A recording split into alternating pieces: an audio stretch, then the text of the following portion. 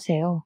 저는 40대 홀몸입니다. 날이 좋아서 아들이랑 가까운 공원으로 소풍을 다녀왔다가 저녁 늦게 컴퓨터를 켜봅니다. 제 사연도 소개가 되면 좋을 것 같아서 올려보려고 해요. 글 쓰는 재주가 없어서 제 이야기를 잘 풀어놓을 수 있을지는 모르겠지만 문장 속에 깃든 가슴 아픈 마음을 봐주시면 좋겠습니다. 제 나이 20대일 때 첫 직장에서 6살 많은 남편을 만나게 되었어요. 제게는 남편이 첫사랑이었는데 남편이 저랑 만날 때부터 결혼을 생각했다고 하더라고요. 그 마음이 영원히 변치 않을 마음일 줄 알았던 저는 남편을 받아들였고 그렇게 자연스러운 순서를 밟아 결혼을 하게 되었습니다. 제가 30대로 들어섰을 때 결혼식을 올렸어요. 결혼을 결정했을 때 양가 집안 형편이 크게 다르지 않아서 어른들로 인해 결혼 반대에 부딪히는 일은 딱히 없었습니다. 남편은 결혼을 약속하기 전 제게 제주도에서 살고 싶다고 한 적이 있어요. 결혼을 하게 되면 서울 직장 그만두고 제주도로 내려갈까 하는데 제 허락이 필요하다고 하더라고요. 멀쩡한 직업을 왜 그만두냐고 물었더니 우리 가정을 위해서 좀 더 돈 되는 일을 하고 싶다네요. 그래서 미리 알아둔 일자리가 있는데 학교 선배가 제주도에서 하는 뱃일이 돈이 좀 된다고 해서 그걸 해볼까 한답니다. 저보고도 일 안 해도 된다고 아이 갖고 육아만 해달라고 하길래 그때만 해도 저는 순수하게 남편을 의지만 했어요. 그래서 저 또한 일을 그만두고 남편과 함께 생전 발 들여본 적 없는 제주도로 내려가 살게 되었습니다. 저희는 제주도에 입성하고 머지않아 임신을 하게 되었어요. 사랑스러운 아들이었습니다. 남편은 약속대로 정말 열심히 돈을 벌었고 또 많이 벌었어요. 남편이 고생해주는 덕분에 경제적으로 어려운 점은 하나도 없었습니다. 다만 남편이 일 때문에 집에 오래 머물 수 없어서 신혼을 마음껏 즐기기는 어려웠어요. 저는 거의 홀로 산부인과를 다니고 홀로 몸조리를 했습니다. 남편한테 칭얼거릴 수도 없었어요. 남편이 저랑 아들을 위해 밤낮으로 애를 쓰고 있는 걸 알았거든요. 새벽에 나가고 새벽에 들어오는 남편을 위해 제가 할 수 있는 응원은 남편의 내조를 열심히 하는 것밖엔 없었습니다. 남편이 밥이라도 든든히 먹을 수 있게 도시락을 꼬박 싸줬고 동료들과 같이 먹으라고 많은 양의 간식도 만들고 그랬어요. 남편이 몸 힘들게 그러지 말라고 했는데도 가정을 위해 한 사람만 노력하도록 지켜볼 순 없었습니다. 또 남편에게 그렇게 마음을 표현하는 것이 제 나름 보람 있어서 좋기도 했고요. 제가 출산까지만 해도 저랑 남편 사이에는 문제가 없었어요. 어느덧 제가 출산을 하고 아들을 안게 된 남편과 저의 행복이 극에 달했을 때 불행은 시작되었어요. 그 불행의 원흉은 다름 아닌 시모의 존재였습니다. 생각지도 못한 골칫거리가 나타나서 일상이 제대로 흐트러지기 시작했어요. 시모는 제가 출산을 한 지 얼마 안 돼서 시부랑 조론을 하셨어요. 시부랑 같이 살기 지긋지긋하다고 다 늙은 나이에 이혼을 해버렸습니다. 너무 개방적인 마인드라서 놀라긴 했지만 시모의 의사를 존중하고자 했어요. 그래서 문제가 뭐냐 하면 시모가 제주도로 이사를 오면서 간섭이 심해졌다는 겁니다. 시모는 조론하고 멋대로 제주도로 자리를 잡더니 제주도에서 혼자 지내기 심심한지 매일같이 우리 집을 찾아왔습니다. 그리곤 제 아들한테 그렇게 집착하는 모습을 보였어요.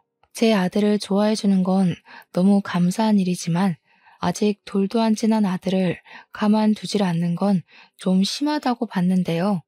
제 심기를 가장 심하게 건드리는 시모의 행동은 따로 있었습니다. 바로 시모가 제 아들 앞에서 은근히 자기가 엄마인 척 행동하는 것이었어요. 예를 들면요. 시모가 저희 집에 방문을 안 할 때는 꼬박 전화를 해서 제 아들을 집에 데려오라고 합니다.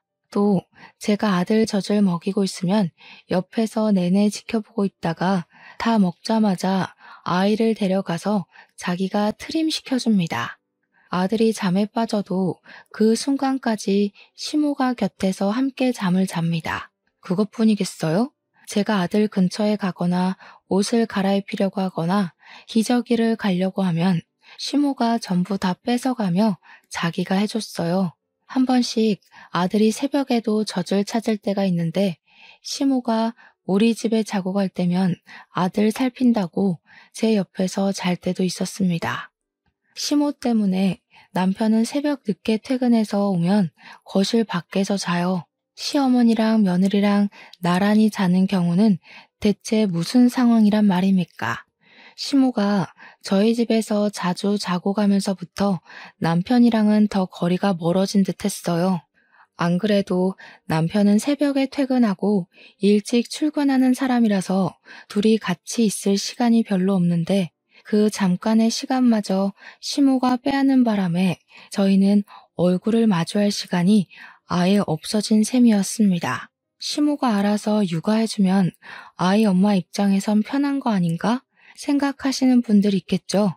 그런데 이건 좀 다른 문제라는 걸 정확히 보셔야 합니다. 시모의 광적인 집착 때문에 아들이 시모만 찾는다면 이거 문제 아니겠어요? 자식은 부모와 상호작용을 하여 관계 형성되는 게 중요한데 아들이 시모 없으면 불안 증세를 느끼는 게 바람직한 육아의 흐름은 아니잖아요. 그래서 제가 참다 못해 시모에게 정중히 말을 해본 적도 있었어요. 시모가 어김없이 자고 가는 날이었고 자연스럽게 제 아들을 안고 방으로 들어가려길래 말로 시모를 붙잡았습니다. 어머님, 오늘도 주무시고 가실 거예요? 집에 안 들어가신 지 좀 되셨지 않아요? 그래도 사람 사는 집인데 공가처럼 썰렁하게만 두면 먼지 많이 쌓일 텐데요. 내 일은 내가 알아서 잘하니까 신경 쓰지 마. 그리고 우리 손자가 이 할미 좋다고 안 떨어지려는데 어떡하겠어? 왜? 넌 내가 자주 자고 가는 게 불편하냐? 시애미가 다 해주면 감사하게 생각해야지. 너는 가서 쉬어라. 심심하면 내 아들 먹을 음식이나 해놓던가. 이때 제가 느낀 기분이 뭔 줄 아십니까? 그 순간 제가 마치 대리모가 된 기분이었어요. 제 아들이 아니라 시모의 아들을 지켜보고 있는 기분이었습니다. 이게 말이 되는 상황인가요? 아이를 봐주는 것도 한두 번이지 제가 일을 안 해서 충분히 애를 볼 수 있는데 아들 근처도 못 오게 하니까 갈수록 스트레스가 쌓였어요. 시모랑 안 맞는 부분이 있다고 바로 성질부터 내는 며느리는 없잖아요. 참을 만큼 참다가 더는 안 되겠을 때 며느리들도 폭발을 하지 않습니까? 저도 시모가 남편의 엄마이기도 하고 제 아들의 할머니이기도 하니까 최대한 좋게 이해해 보려고 노력했어요. 그러나 저도 한계가 있는 사람이더라고요. 시모 때문에 제 아들을 많이 안아보지도 못했는데 아들이 뒤집기를 하는 것도 물건을 만지기 시작하는 것도 자리에 앉는 것도 전부 시모가 먼저 본 뒤 제게 사진으로 보여줘요. 제가 집안일을 하는 동안 놓쳤던 아들의 모습을 항상 시모를 통해서만 봐야 하는 것이 점점 화가 나기까지 했습니다. 어떤 날에는 너무 서러워서 남편 퇴근하는 시간까지 안 자고 있다가 피곤에 찌들어 들어오는 남편에게 투정을 부린 적도 있었어요. 그날 남편은 제가 울면서 마중을 하고 있자 많이 당황했습니다. 나 어머님 때문에 너무 속상해. 지금도 어머님이 애 손도 못 대게 둘이서 자고 있어. 왜 어머님이 나랑 아들 사이를 갈라놓고 가운데서 자냐고. 계속 이대로 지내야 되는 거면 나 못 견딜 것 같아. 당신이 어머님한테 말 좀 해주면 안 돼? 그랬어? 알았어. 내가 엄마한테 잘 말해볼게. 아마 엄마는 당신한테도 도움될 거라 생각하고 그런 걸지도 몰라. 내일 내가 엄마랑 대화해 볼 테니까 울지 말고. 남편도 그 부분에 대해서 문제를 느끼긴 했었는지 제게 굉장히 미안해했고 제 눈치를 봤습니다. 그날 밤은 저를 다독여주느라 자는 시간을 조금 빼앗기기도 했어요. 그게 미안해서 저도 조금 자고 일어나 남편이 좋아하는 음식으로 도시락을 준비해서 출근을 보냈습니다. 남편 말대로 남편이 시모한테 말은 해본 것 같았어요. 하지만 남편은 시모의 드센 성격을 이길 만한 위인은 못 되는 사람이었습니다. 시모는 오히려 제게 냉담한 태도를 보이면서 이전과 다를 바 없게 행동했어요. 불만이 있었으면 나한테 직접 말을 하지 그랬니? 그리고 내가 앞으로 살면 얼마나 더 산다고 손자 조금 안고 있는 걸로 그렇게 불만을 가져야겠어? 나 죽으면 네가 실컷 끼고 살 아들이잖아. 그 몇 년도 못 참아주니? 네 아들이기 전에 우리 아들 핏줄이니까 할미인 나도 손자랑 가까이 지낼 권리가 있는 거야. 그건 네가 애 엄마고 해서 간섭하면 안 되는 거라고. 그런 말이 아니잖아요. 어머님께서 제 아들한테 친근한 할머니 돼주는 건 감사하죠. 근데 문제는 어머님께서 아이 엄마인 제가 해야 할 몫까지 다 뺏어간다는 거예요. 아들이 저를 낯설어하는 지경까지 됐다고요. 애 엄마로서 이 정도 속상한 마음은 표현할 수 있는 거잖아요. 누구나 내 자식은 내 품에서 크게 하고 싶은데 어머님 관심은 너무 과하세요. 기가 막히네. 애 봐줬다고 작작하라는 사람은 또 처음 본다. 시끄럽고 나는 내 방식대로 손자 사랑해주는 것뿐이니까 더 이상 말 마라. 시모는 제 불평을 들어줄 생각이 없어 보였습니다. 남편한테도 저렇게 말했을 것이 분명해 보였어요. 사실 순한 남편한테 부탁하면서도 시모를 설득 못 시킬 거란 예측은 살짝 했었습니다. 시모가 독불장군처럼 시부 쫓아내는 거 보세요. 여지가 얼마나 드셌으면 남자가 쫓겨날까요? 그래도 시모가 제 아들한테 나쁜 짓 하는 건 아니니까 한 번 더 참아보려고 했습니다. 시모가 세상이 없기 전까지는 계속 보고 살아야 되는데 심각한 갈등을 만들고 싶진 않았거든요. 저도 조금 욕심을 낸 부분이 있다면 젖 먹일 때는 시모가 없는 곳에서 먹이려고 대놓고 말씀드렸어요. 그랬더니 시모가 저를 째려보면서 얼굴에 불만을 한가득 품었지만 도끼를 품고 덤벼들진 않았습니다. 그 덕에 아들과의 유일한 시간을 마련했는데요. 당황스럽게도 생각지도 못한 문제가 생겨버렸어요. 아들이 하루하루 지날수록 시모랑 더 안 떨어지려고 하더라고요. 이젠 정말 시모가 엄마라도 되는 듯 잘 때 시모가 없으면 엉엉 울기 시작했습니다. 제가 안아주면서 달래도 목청 나가라 울부짖어요. 그러다 시모가 안아주면 울음 뚝 그치고 골아 떨어집니다. 그것 때문에 시모는 더 우리 집에서 지냈어요. 아들이 시모한테 전적으로 몸을 맡기면서부터 제가 당당하게 나서서 아이 엄마의 권리를 주장하기가 애매해졌습니다. 그렇다고 아들 좋을 대로 내버려 두기엔 저는 여전히 시모의 육아 방식이 마음에 안 들었어요. 시모는 제 아들이 자다가 조금만 뒤척거리면 그 기척에 일어나서는 아들 살피면서 말을 걸었고 기저귀 살피면서 아들의 잠을 깨웠고 잠에 깨면 무조건 분유를 먹여서 재우곤 했어요. 이러다 제 아들 수면질이 다 망가지고 우식증까지 올까봐 갈수록 걱정되더라고요. 더 이상 참는 게 힘들어서 저는 결국 시모에게 또 한 번 불평을 드러냈어요. 지난번엔 불평뿐이었다면 이번에는 불평을 담은 어떤 선포였죠. 어머님, 이제부터 제 아들은 제가 돌보고 싶은데요. 어머님이 도와주시는 거 감사한데 저 어머님 도움 필요 없어요. 그리고 똑똑히 좀 아세요. 손자랑 아들은 다른 거예요. 엄마가 버젓이 있는데 할머니가 왜 애를 봐요? 저는 수백 번을 생각해도 잘못된 것 같아요. 뭐야? 지금 내가 걸리적거린다는 거냐? 엄마가 보든 할미가 보든 애만 잘 크기만 하면 되는 거 아니야? 내가 분명 말했지. 나한테도 아이 볼 권리 있다고. 자꾸 권리 따지시는데 그렇게 따지면 그 권리를 가질 순위는 어머님보다 10개월을 품고 있었던 제가 우선순위 아닐까 싶은데요. 아이 엄마 되는 사람이 그만해달라고 하면 그래야 되는 거 아닌가요? 저 어머님 도움 필요 없으니까 앞으로는 집에 가서 주무시고 일주일에 두세 번만 와주세요. 제 말에 열이 받는지 얼굴이 달아오른 시모는 제게 하고 싶은 욕을 다 퍼붓고 집으로 돌아갔어요. 그 뒤로 삐쳤는지 우리 집을 아예 안 오더라고요. 근데 시모가 저 때문에 생긴 불평을 남편한테 전화해서 하소연했나 봐요. 새벽 늦게 들어온 남편이 저를 깨우더니 거실 밖으로 데리고 나오라고 하는 겁니다. 내가 요 며칠 엄마한테 시달리느라 더 피곤해. 당신도 엄마한테 불만 있으니까 내가 웬만하면 내 선에서 해결하려고 했거든?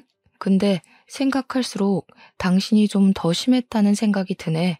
그래도 우리 애가 예뻐서 엄마가 그랬던 건데 꼭 그렇게 쫓아낼 필요는 없었잖아. 남편이 제게 차분차분 얘기하면서 한숨을 쉬는데 너무 서운하더라고요. 남편은 제가 시모 때문에 얼마나 스트레스 받았고 참아왔는지 잘 아는 사람이었어요. 그래서 적어도 중립은 지켜줄 거라 기대했는데 결국 남편은 저더러 시모의 행실을 참아달라고 얘기하고 있었습니다. 나는 어머님한테 그렇게 경고 준 거 후회 안 해.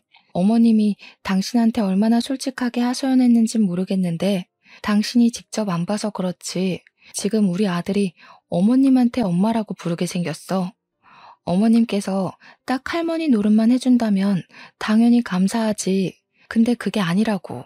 남편은 저와 시모 사이를 해결 볼 수 없다는 걸 직감했는지 결국 대답 대신 한숨을 쉬었고 그만 씻어야겠다며 더 이상의 대화를 회피하였습니다.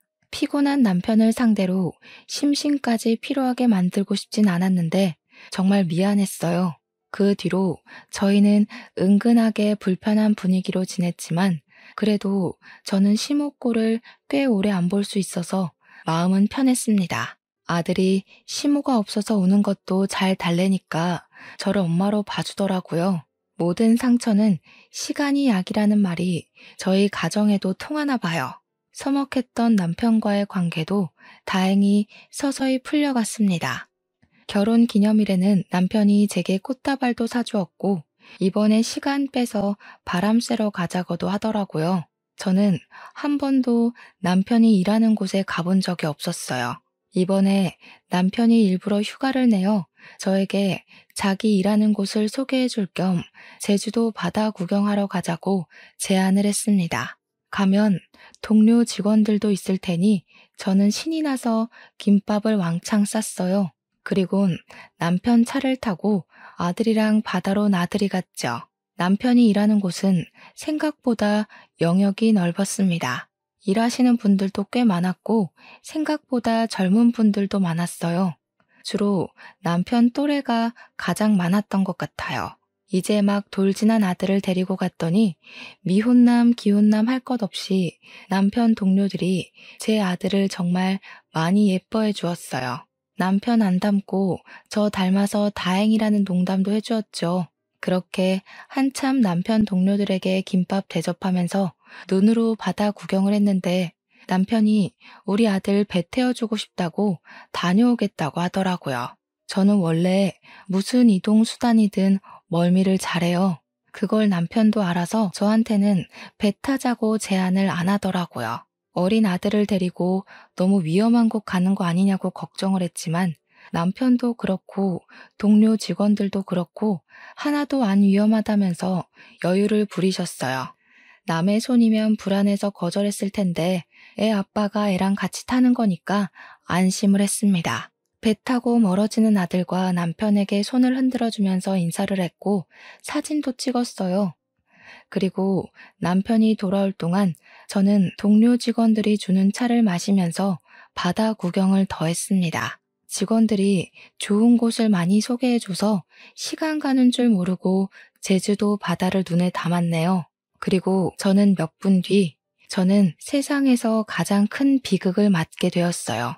배를 타고 떠났던 남편이랑 아들이 실종되어 버렸다는 겁니다. 남편이 타고 간 배는 작은 배였는데 뜻하지 않게 배에 문제가 생기는 바람에 침몰하는 사고가 났다는 거 아니겠어요? 그 소리를 듣자마자 바로 주저앉아 버렸습니다. 주변 사람을 붙잡고 거짓말하지 말라고 몇 번이나 사실 확인을 하였어요. 사람들이 하는 말을 믿지 않고 싶어서 계속 부정만 하였는데 얼마 뒤에 해양경찰이 나타나고 난리인 겁니다. 그제야 저는 남편과 아들의 사고를 실감했어요. 안 돼, 안 돼요. 우리 아기 좀 살려주세요, 선생님들. 우리 남편이랑 아기 좀 데려와 주세요. 무사하다고 말 좀 해주세요, 제발. 정말 심장 박동이 헤아릴 수 없을 만큼 미치게 뛰면서 정신을 못 차렸습니다. 저 진심으로 바다에 뛰어들 수 있을 것 같았어요. 남편이랑 아들이 어떻게 됐는지도 모르는데 마음 놓고 앉아만 있을 수 없겠더라고요. 제 가족이 없으면 저 또한 아무것도 아닌 사람이라 생각했거든요. 그래서 기다리지 못하고 무작정 선착장으로 달려가면 직원들이 저를 붙잡아 말리면서 괜찮을 거라고 달래주기도 했습니다. 정확히 남편과 아들이 어떻게 됐는지 듣기 전까지는 지옥이 따로 없었어요. 1분이 1시간처럼 느껴지는 그곳에서 저는 하염없이 눈물만 흘렸습니다. 할 수 있는 게 없었거든요. 그렇게 나중에 들려온 소식은 배는 건졌으나 남편이랑 아들은 찾을 수가 없다는 비보였어요. 그리고 저는 그대로 숨이 넘어가 기절을 해버렸죠. 다시 눈을 떴을 때 제 곁을 지키고 있던 사람은 남편 동료 직원 한 분과 시모였어요. 응급실이었는데 동료 직원분이 먼저 제가 의식을 찾은 걸 목격하고는 급히 간호사를 부르러 갔습니다. 그러자 시모가 뒤늦게 제 얼굴을 마주했는데요. 단단히 화가 난 얼굴이더라고요. 아직 입술이 떨어지기도 전인데 시모가 제 머리채를 먼저 잡아버리는 바람에 저는 억소리를 내고 말았어요. 네 년이 감히 내 아들이랑 내 손주를 죽여? 염치도 없이 왜 깨어났어? 그냥 이대로 너도 죽어버리지. 뭐하러 다시 살아나냐고. 너 같은 게 엄마냐? 너 같은 게 와이프야? 가족들 다 죽여놓고 무슨 낯짝으로 너만 살아나? 시모도 남편과 손자의 실종 때문에 충격이 큰 것 같았습니다. 그 모든 걸 제 탓하면서 머리채를 잡고 흔들었어요. 저는 시모 덕분에 그 끔찍했던 비보가 꿈이 아닌 사실이란 걸 다시 자각했죠. 시모는 모든 걸 제 탓하고 싶었을 거예요. 저도 남편과 아들을 잃은 게 제 탓이라고 생각을 했기 때문에 시모한테 반항도 못했습니다. 시모가 소란을 피우자 임직원들이 다 달려왔고 주위 환자들과 보호자들이 시선을 보냈어요. 시모는 그대로 직원들에 의해서 쫓겨났습니다. 저는 눈을 뜨자마자 다시 숨 넘어갈 듯 눈물을 흘렸어요. 동료 직원이 제 흥분을 진정시켜주면서 곁을 지켜주었는데 동료 직원분 아니었으면 무슨 도구든 찾아내서 극단적인 선택을 해버리지 않았을까 싶습니다. 응급실에서 겨우 정신만 차리고 나서 귀가를 했어요. 그때까지도 동료 직원분이 함께 해주었죠. 그날 이후로 제 머릿속이 시끄러운 것처럼 저의 환경도 180도 엉망으로 변해버렸어요. 완전 화가 난 시모가 우리 집에 하루가 멀다 하고 들이닥쳤거든요. 집에 와서는 저에게 손찌검을 하고 물건으로 두들겨 패고 우리 집 가구를 부수고 난동을 부렸습니다. 그러면서 저더러 나가 죽으라고 저주를 퍼부었어요. 저더러 사람 목숨 앗는 귀신이라고 부르기도 하더군요. 시모는 저 때문에 아들이랑 손자 잃었다고 원망을 그렇게 많이 했습니다. 말했다시피 맞다고 생각했어요. 그래서 처맞으면서도 변명 못했고 덤벼들 수 없었습니다. 나 때문에 남편과 아들이 죽었다는 거 완전히 아니라고도 못하니까요. 그저 모든 게 제 탓이니 시모 말대로 처맞고 세상을 뜨고 싶기도 했네요. 저는 그렇게 울면서 제주도에 틀어박혀 시간만 보냈습니다. 아직 남편과 아들의 시신을 찾은 것이 아니기 때문에 혹시나 구조되진 않을까 기다렸어요. 그러나 한 달, 2달 기다려도 나타나지 않는 남편과 아들 소식 때문에 더 이상 살고 싶지 않더라고요. 제가 너무 나약해서 끈기 있게 기다리질 못했어요. 그래서 어느 날 새벽 저는 바닷가로 향했고 바닷속 어딘가에 있을지 모를 남편과 아들을 생각하면서 몸을 내던지려고 했습니다. 그런데 그때 저를 막아준 사람이 있었는데요. 바로 남편 동료였습니다. 마침 새벽 근무였나 보더라고요. 남편 동료는 남편이 사고 난 당일에 저를 가장 적극적으로 말리고 위로해줬던 사람입니다. 그는 기절한 저를 응급실에 데려가 주었고 깨어날 때까지 곁을 지켜준 사람이었으며 또 응급실에서 자해를 할 뻔했던 저를 구해준 사람이기도 했어요. 아직 확실한 소식도 안 났는데 이렇게 약한 생각하면 어떡해요? 왜 죽으려고 하는 건데요? 남편이랑 아들 살아 돌아올 때까지 이 악물고 버텨야지. 나만 어떻게 그래요? 남편이랑 아들은 숨도 못 쉬고 바다 안에 있을 텐데 어떻게 나만 잘 자고 잘 먹고 사냐고요. 그냥 죽게 두세요. 남편이랑 아들 없이는 살기 싫어요. 그 사람은 저를 끝까지 놓아주지 않았습니다. 계속해서 약한 생각하지 말라고 혼쭐만 내주었어요. 저는 결국 아무것도 못하고 바다 앞에서 실랑이만 벌이다가 결국 서럽게 울었습니다. 그 이후로 그 사람은 제가 죽을까봐 걱정이 되는 건지 매일같이 우리 집을 찾아와 줬습니다. 저를 데리고 억지로 밥을 먹이고 억지로 잠을 재우고 집안일까지 손수해 주었어요. 그러는 동안에도 저는 정신을 못 차리고 죽지 못해 사는 사람처럼 그렇게 지냈죠. 그렇다 보니 시모도 그 사람을 볼 수밖에 없었는데요. 그 남자가 우리 집을 들락날락거리자 시모는 건수 하나 더 잡았다는 듯 제게 회심의 일격을 날렸습니다. 제 귀싸대기를 때린 거죠. 이 미친년이 남편이랑 지 아들 죽은 지 얼마나 됐다고 그새 바람을 피워? 설마 이러려고 내 아들이랑 내 손주 죽인 거야? 저는 시모의 원망을 받는 것이 한편으로는 남편과 아들을 잃고도 목숨을 부지하고 있는 죗값을 받는 것 같아서 묵묵히 당해주기만 했습니다. 시모에게 폭언을 듣고 손찌검을 당할 때면 제 안의 죄책감이 조금 누그러지기도 했거든요. 이대로 더 심하게 맞고 세상을 뜨고 싶다는 생각도 매일 하면서 지냈어요. 그런데 남편 동료 직원이 제 곁을 머물면서부터 제 삶은 뜻하지 않게 자꾸 구제되었습니다. 시모한테 처맞고 있는 그 타이밍에 그 남자가 들이닥쳤는데 사정없이 시모를 저에게서 떼어놓더니 집 밖으로 끌고 나갔어요. 그리곤 대문 앞으로 내동댕이 쳐버리더군요. 한 번만 더 이 집 찾아오거나 근처에서 얼씬거리면 아줌마도 똑같이 만들어줄 거예요. 남자한테 주먹 맞아봤어요? 그 연세에 남자 주먹 맞으면 이빨 몇 개는 털릴 거예요. 이른 나이에 틀리 끼고 싶으면 계속 찾아오던지. 시모는 그 남자의 협박을 받고 난 후 정말로 발길을 끊어버렸습니다. 다신 찾아오지 않았어요. 나중에 알아보니 이사를 갔더라고요. 그것도 그 남자가 말해줘서 알았습니다. 시모를 볼 때마다 남편이랑 아들 생각이 나서 더 많이 울곤 했는데 시모가 없으니까 시간이 흐를수록 그 남자가 말하는 대로만 생각하게 되더라고요. 그 남자는 끊임없이 제게 괜찮다, 잘했다, 행복했으면 좋겠다 그런 긍정적인 말들만 해줬어요. 초반에는 남자의 그런 위로마저 자책으로 느껴졌는데 무려 10년을 그런 소리만 듣고 사니까 염치없게도 큰 안정감이 생기더라고요. 그 남자는 고맙게도 10년씩이나 제 곁에 있어 주었습니다.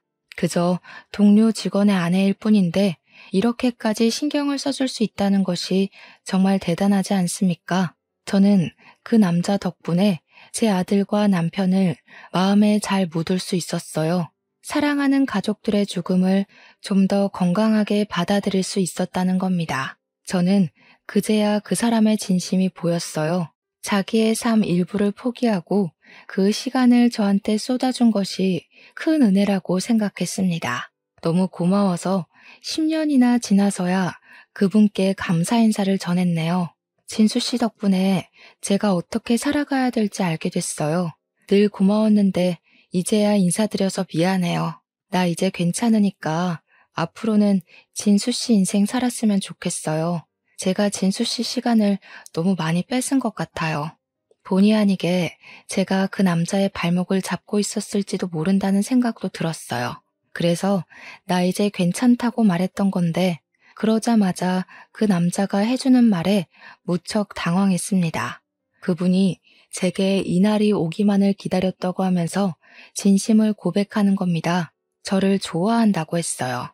생각지도 못한 고백이라서 당황스러웠습니다. 그러나 저 역시 그 사람에게 많이 의지했고 그 사람의 고백을 받는 순간 저 또한 마음이 있다고 느꼈어요. 10년 만에 처음으로 두근거렸거든요. 얼떨결에 저는 그 사람과 재혼을 약속하고 말았어요. 얼마 만에 기쁜 소식인지 행복한 기분을 느낀 제 스스로가 너무 어색하여 어안이 벙벙했던 걸로 기억합니다. 저는 그 남자가 이끌어주는 대로 재혼 준비를 조금씩 해나갔어요. 그런데 그 과정에서 정말 심장이 벌렁거릴 만큼 뜻밖의 반전이 일어났습니다. 재혼을 위해 호적을 정리하려고 서류를 떼러 간 날이 있었는데요. 그때 그 서류를 보고 뭔가 이상함을 감지했어요. 제 아들이 주민등록 말소만 된 상태였고 사망신고는 안 되어 있더라고요. 심지어 남편까지도 말이죠. 남편과 아들의 시신은 끝내 찾지 못했지만 그렇다고 사망신고가 안 되어 있을 줄은 몰랐습니다. 이걸 이상하게 여긴 저는 바로 지금의 예비신랑에게 보여줬어요. 그걸 본 예비신랑 역시 저처럼 수상함을 느끼고 바로 경찰에 신고해서 상황을 알아보게 했습니다. 그렇게 다시 연락 온 경찰은 놀랍게도 제 아들이랑 남편이 살아있다는 말을 해왔어요.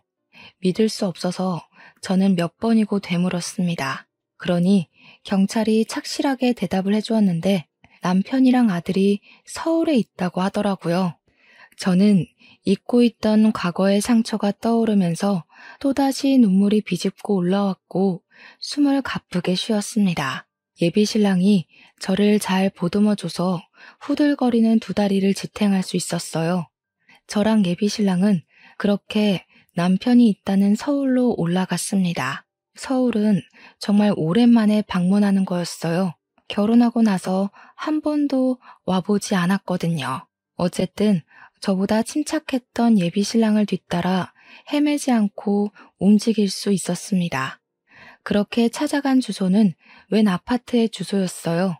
그때부터 남편 살아있다는 건 말이 안 된다는 불신과 정말 살아있으면 어떻게 해야 하나라는 긴장이 상충하면서 두근거리기 시작했습니다. 만약 진짜 살아있었다면 왜 나한테 연락하지 않은 건지 그것도 한편으로는 궁금했어요. 남편을 직접 두 눈으로 확인하기 전까지는 사실 안 믿는 쪽으로 마음이 기울어 있긴 했어요. 저희는 복잡한 심경으로 메모에 적힌 호수로 가서 초인종을 눌렀습니다. 얼마 뒤 웬 모르는 여자가 내다보았어요. 여자가 저희를 모르듯 저희도 그 여자를 몰라서 무슨 말부터 해야 하는지 순간 말문이 턱 막혔습니다. 그러자 그 뒤로 누구냐며 금세 따라붙는 목소리가 있었는데요. 얼굴을 보지 않아도 얼굴이 떠오를 만큼 익숙한 목소리더라고요.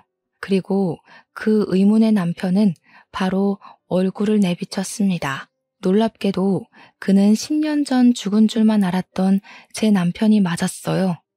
너무 놀랐습니다. 놀란 건 저뿐만이 아니라 남편도 마찬가지인 듯했어요.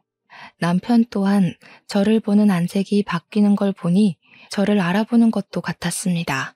남편이 정말로 살아있었다니. 남편을 보자마자 가장 먼저 든 의문은 어떻게 였습니다. 제가 남편과 아들을 얼마나 기다렸는데 둘을 기다리면서 얼마나 지옥 같은 시간을 보냈는데 이렇게 살아있을 거면 연락을 해줬어야지. 기억을 잃은 것도 아니면서 대체 왜 멀쩡하게 살아있으면서도 연락을 안 했는지 이해가 안 되었어요. 그러다 놀라서 얼어붙어 있던 남편이 의문의 여자 보고 여보라고 하며 급하게 문을 닫으려고 할 때 저는 남편의 마음을 다 알아버렸습니다. 남편의 재혼, 그것이 멀쩡하게 살아있었음에도 10년간 잠적을 했던 이유인 것 같았어요. 저는 문 닫으려는 남편의 멱살을 잡으면서 문 안으로 비집고 들어갔어요. 당신이 죽은 줄 알고 내가 몇 년을 울었는데 어떻게 이렇게 멀쩡히 살아있을 수가 있어? 도대체 무슨 짓을 한 거야? 설마 새 살림 차리고 싶어서 죽은 척 했던 거야? 왜 이러세요? 사람 잘못 보셨습니다. 이거 주거 침입인 거 몰라요? 경찰 부르기 전에 나가라고. 남편은 뒤늦게라도 시종일관 모른 척하며 부인으로 보이는 그 여자를 방에 보내려고 했습니다. 그러자 그 여자가 상황의 심각성을 눈치챘는지 한마디 내뱉더라고요. 당신 전처 죽었다고 하지 않았어? 이분이 당신 전처되는 분이야? 익사사고로 죽었다더니 설마 거짓말이었어? 익사사고라. 남편 재혼녀의 말로 인해서 우선 남편이 저를 속였다는 것은 증명이 되었어요. 그러고 보니 남편이 제 도장을 마음대로 훔쳐가 멋대로 이혼 서류에 도장을 찍은 줄도 모르고 있었네요. 어처구니가 없어서 저도 더 따졌습니다. 익사사고로 연기한 건 당신 아니냐고 소리를 쳤죠. 그러자 남편은 저한테도 해명하고 지 부인한테도 해명하느라 완전 반정신이 나가 있었어요. 저를 모른 채 하는 건 금세 포기를 했는지 저를 시한폭탄 대하듯이 밖으로 밀어내더라고요. 밖에 나가 있으면 다 설명해준다고 말이죠. 10년이나 거짓말을 쳐놓고 고작 한다는 말이 나중에 설명해주겠다니 참 기가 막혔습니다. 남편이 저를 버리고 재혼을 했다는 것도 알았고 남편 마음엔 제가 애초에 없었다는 것도 알아버려서 남편의 변명 따위는 들을 필요가 없어졌어요. 다른 거 다 쓸데없고 저는 당장 제 아들을 눈으로 확인하고 싶었습니다. 근데 아무리 둘러봐도 아들로 보이는 아이가 이 집안에 없는 겁니다. 마음이 조급해져서 다시 남편을 붙잡고 따졌어요. 내 아들 안 죽었지? 내 아들 어딨어? 설마 새 살림 차릴 거라고 내다 버린 거야? 당장 말 안 하면 저 사진 속에 있는 네 새끼도 똑같이 만들어버릴 줄 알아. 우리 아들보다는 어리지만 그래도 유치원생 정도로는 보이는 여자애가 찍혀있는 가족 사진이 거실 벽에 덩그러니 걸려 있었습니다. 제가 어린애로 협박을 하자 남편 재혼녀가 더 놀라서 남편을 재촉했어요. 결국 남편은 제 아들이 어디 있는지 실토를 하게 되었죠. 남편이 망설이면서 겨우 입 밖으로 꺼낸 사실은 저를 또 한 번 무너지게 만들었습니다. 남편 하는 말이 제 아들은 시모랑 따로 살고 있다고 하더라고요. 그 소리를 듣는데 얼마나 소름이 끼쳤는지 몰라요. 내가 내 아들 때문에 시모랑 어떻게 지내왔는지 아는 사람이 내 아들을 빼돌려서 시모에게 안겨준 셈이나 마찬가지라서 남편이 몹시 원망스러웠습니다. 저는 온 힘을 다해 남편을 두들겨 팼어요. 남편 재혼녀는 저랑 남편 사이에 아이가 있다는 것도 몰랐나 보더라고요. 제가 남편을 원망하며 두들겨 패는데 옆에서 충격받아 주저앉아 있기만 했습니다. 그러거나 말거나 저는 남편을 잡아 끌면서 당장 시모가 있는 곳으로 앞장서라고 행패를 부렸어요. 흥분을 가라앉힐 수 없어서 소리를 고래고래 질렀습니다. 엉망진창이 된 상황에 겁을 먹은 남편은 저랑 예비신랑을 데리고 시모가 있는 곳으로 출발했어요. 도착한 곳은 황당하게도 웬 교회였습니다. 남편이 그곳에 주차하고 내리더니 교회 옆에 딸린 주택으로 저랑 예비신랑을 데리고 갔어요. 그리고는 초인종을 눌렀고 저는 또 한 번 심장을 부여잡았죠. 옆에서 예비신랑이 제 손을 끝까지 붙잡아 주기도 했습니다. 그렇게 얼마 뒤 문을 열고 나온 사람은 꽤 세월을 받은 시모였어요. 시모는 남편만 온 줄 알고 반겼다가 뒤따라 들어오는 저를 보곤 사색이 되었습니다. 안으로 들어갔더니 웬 목사가 남편을 아는 체 하면서 남편을 아들이라고 부르더라고요. 그걸 보니까 시모가 영감 목사랑 재혼을 했다는 걸 눈치챌 수 있었어요. 그리고 그때 토악질 나올 것 같은 시모보다 눈에 더 들어온 사람이 있었는데요. 한 10살쯤 되어 보이는 남자아이였어요. 저는 그 아이를 보자마자 제 아들이라는 걸 바로 알아봤습니다. 제 눈에서 눈물이 흐르는 줄도 모르고 아들을 바라봤어요. 아들은 당연히 저를 알아보지 못했습니다. 그저 낯선 사람들의 등장으로 눈치를 보더니 금방 방 안으로 들어가 버렸어요. 저는 그런 아들을 쫓아 방으로 따라 들어가려고 했습니다. 그런데 그때 시모가 제 머리채를 붙잡으면서 못 가게 막았어요. 어딜 가려고? 그 애, 네 애 아니야. 네 애는 10년 전에 물에 빠져 죽었잖아. 갑자기 나타나서 이게 무슨 행패야? 이제 내 아들까지 죽이려고? 시모는 제 아들을 자기 아들이라고 주장하기 시작했어요. 그 모습을 보니까 알겠더라고요. 시모는 제 아들을 훔쳐가 마치 자기 아들인 것 마냥 키우고 있었던 겁니다. 더 이상 제가 시모에게 맞아줄 이유는 없다고 생각했어요. 가족들이 죽은 게 아니라 제가 속은 거잖아요. 저는 여전히 제정신 아닌 것 같은 시모를 당장 밀쳐버리고 시모의 뺨따구를 사정없이 때렸습니다. 그러자 예전만큼 힘이 없던 시모가 그대로 구부러졌어요. 사람이 정신이 나가도 정도껏 나가야지. 어떻게 내 새끼 빼돌리려고 10년을 속일 수가 있어? 그래놓고 나더러 나가 죽으라고 그랬던 거야? 정작 나가 죽어야 될 사람이 누군데 당신들은 사람도 아니야. 내가 지옥을 살았던 것만큼 똑같이 느끼게 해줄게. 저는 집안 물건을 다 내던지며 부수기 시작했습니다. 시모가 비명을 지르고 목사가 경찰을 부르고 난리였어요. 그런데도 남편과 예비신랑은 저의 난동을 말리지 않았습니다. 남편은 말리지 못했다고 설명하는 게 맞겠네요. 그 와중에 방에 있던 아들은 방 밖을 내다봤다가 울음을 터뜨렸습니다. 정신 나갈 뻔했던 저는 그런 아들의 울음소리에 번뜩 이성을 찾았고 오들오들 떨고 있는 아들을 안아주면서 사과를 했어요. 엄마가 미안해. 우리 아들 이렇게 살아있는 줄도 모르고 엄마는 바보같이 죽으려고만 했었어.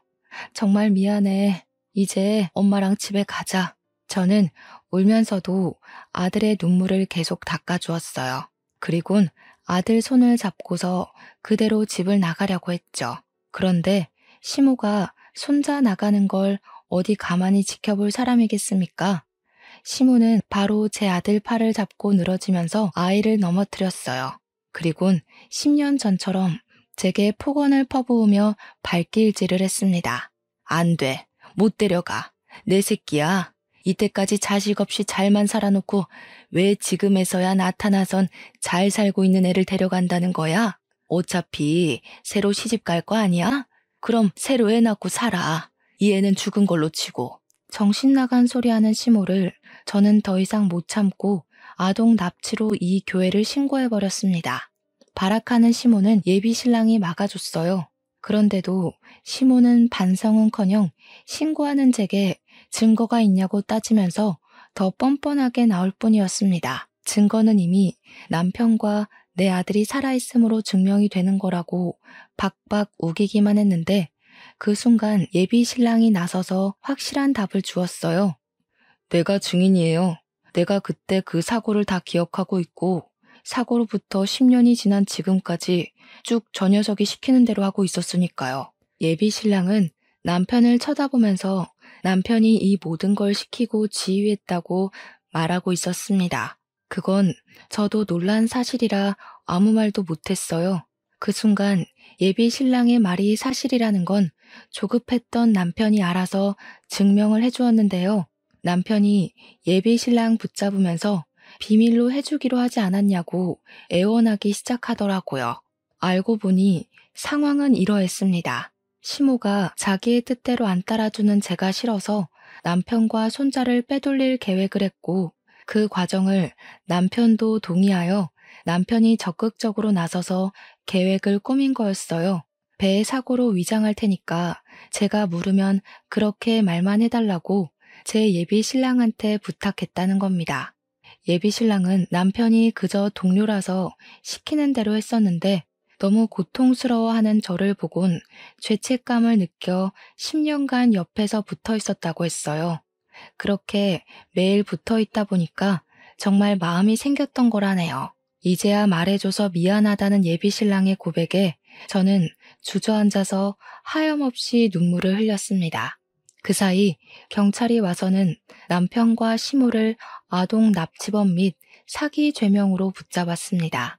그리고 이건 조사 과정에서 밝혀진 덤인데 그 교회가 헌금 횡령, 보조금 횡령 사실까지 드러나 버렸지 뭡니까? 시모 재혼남까지 구속이 되어버렸어요. 그 교회는 문을 닫게 되었죠. 그리고 저는 아들이랑 예비신랑과 함께 제주도로 내려왔습니다. 예비신랑에겐 정말 미안하지만 재혼을 다시 생각해보자고 말을 전했어요. 예비신랑을 많이 사랑하지만 제가 10년간 아무것도 못하고 죽을 것처럼 살았던 걸 제일 가까이서 봤으면서 그걸 긴 시간 묵인하고 있었다는 것이 너무 배신으로 다가왔거든요. 현재의 예비신랑은 이별을 통보한 제게 기다리겠다고 하면서 매일같이 집 앞에 찾아와 용서 구하는 편지를 넣고 갑니다. 예비신랑 또한 저를 많이 사랑하고 있다는 거 알고 있습니다. 충분히 느껴져요. 하지만 사랑하는 마음이 크기 때문에 배신감마저 더 크게 다가오네요. 예비신랑도 제게 걱정거리지만 일단은 저를 낯설어하는 아들을 우선적으로 신경 쓸 예정이에요. 엄마를 모르는 아들의 심정을 차근차근 보듬어 줄 것이고 완전히 틀어져 버린 모자 관계를 회복하고자 애쓸 겁니다. 제 시간이 이제야 다시 흐르는 기분이네요. 아들에게 못다 준 사랑을 갚으면서 살아가겠습니다. 제 사연은 여기까지예요. 들어주셔서 너무 감사드려요.